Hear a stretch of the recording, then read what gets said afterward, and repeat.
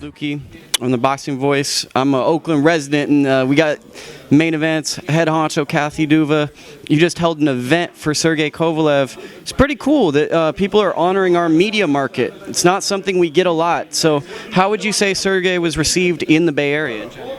Well, I think you got to know him, right? His charming self. The people here got to know him. You know, I have a very close friend who lives in the Bay Area. We grew up together, and she told me, like, you have to understand what a big deal Andre Ward is in the Bay Area. He is a major celebrity, a major star, and that's kind of what kind of drove me to start thinking about, well, you know what, if the media is going to be that, you know, if Ward is perceived in a way in this market, which is frankly much bigger than he is in the rest of the United States or the rest of the world, then it would be a great opportunity to let those same people get to know Sergey, because they're going to fight each other.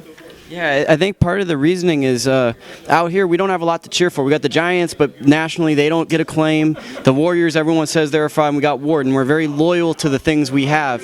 But I feel like Kovalev to you guys is a similar person. Like, you guys don't get the respect as a promotion similarly, and Kovalev has had to go on the road, and I feel like a lot of people are not quite giving him his just due, although he has been a road warrior like Glenn Johnson. A lot of people kind of want to write him off as a guy who's not fighting the top of the division potentially. But do you get what you don't think? No, but I feel like I hear people that want to slander Kovalev for this or that, say things about him when he's fighting the best opposition that are out there for him. He's a very hard puncher, and just being in the room with him, I'm very intimidated by him, I'm going to be honest. You know, there's only one guy in the world that he hasn't fought that who isn't even in the top 10 pound-for-pound list. And the reason he hasn't fought Stevenson is because Stevenson won't fight him. He's the only one. He fought Bernard Hopkins. He fought John Pascal. They were number 2 and number 3 in the division when he fought them. He's going to fight Andre Ward if Andre Ward makes it to the fight, who will be number 1 in the division clearly behind Sergey. I don't know what else he could do as far as fighting the best. He not only fights the best, he fought Pascal, Hopkins, and Nathan Cleverly when he won the title in their hometowns. That's confidence, and I don't think.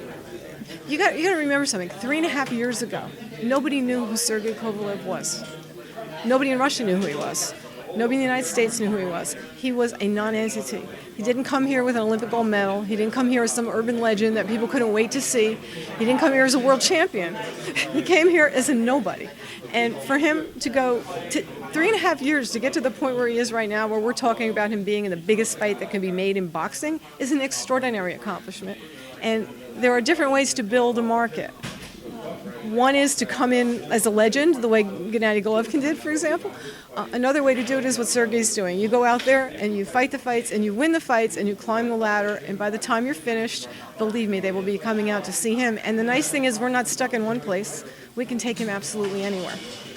I heard that he's a big star in Canada, and that was pretty cool to hear, but how much would it mean to just everyone involved in Sergey to go to Russia and have an HBO card over there? Well, and that's what we're trying to get done for this summer. I just don't know if we can get it done by the end of June, and if we can't, then we're going to have to put it off till past the Ward fight. But he, more than anything, wants to fight there because as he just explained how in Russia, if you are a celebrity on television, people, get excited about you. Well, he's a celebrity in television in Russia now, and they do need to come out where they can touch him and see him, and he will sell out a stadium. There's no doubt. Can you explain a little bit of your relationship with Sergey, being his promoter? But you just said for 3.5 years he was someone that no one really knew, and now he's one of the biggest stars in boxing. I mean, that must be pretty cool to see, and there must be a very emotional kind of relationship to see him rise to stardom very quickly. Yeah, he says to, I guess, and me, you're my mother, you're my father, and that is kind of what the relationship is. One day my son said to him, I think Mom likes you best. But he is, this guy came here and said, I want to be the best boxer I can be. I want to test my skills against the best. I want to be the champion of the world. I want to win all the titles. This is my goal. And I said, if you do what we ask you to do and win the fights, you will get there. And he did it, and he never second guessed, and he never questioned, and he never said, nah, I don't really want that fight. Can't you get me this one? Well, I need a few more dollars. Well, I don't want to risk my brand. He just said, okay, Kathy, tell me who I have to fight next. And we got there, in fairly short order, and the really, really big money is going to start coming in by the end of this year, hopefully. And you know what? When you start with a guy who doesn't have an Olympic gold medal, doesn't have an amateur reputation, doesn't have any recognition or name value in the market he's fighting in, or home, that's quite a thing. And you know what? We couldn't have done it if Sergey didn't put himself in our hands and say, I will fight anybody you put in front of me. And he lived up to his word. And this is my very final question, and then I'll just go. This is just a human being question.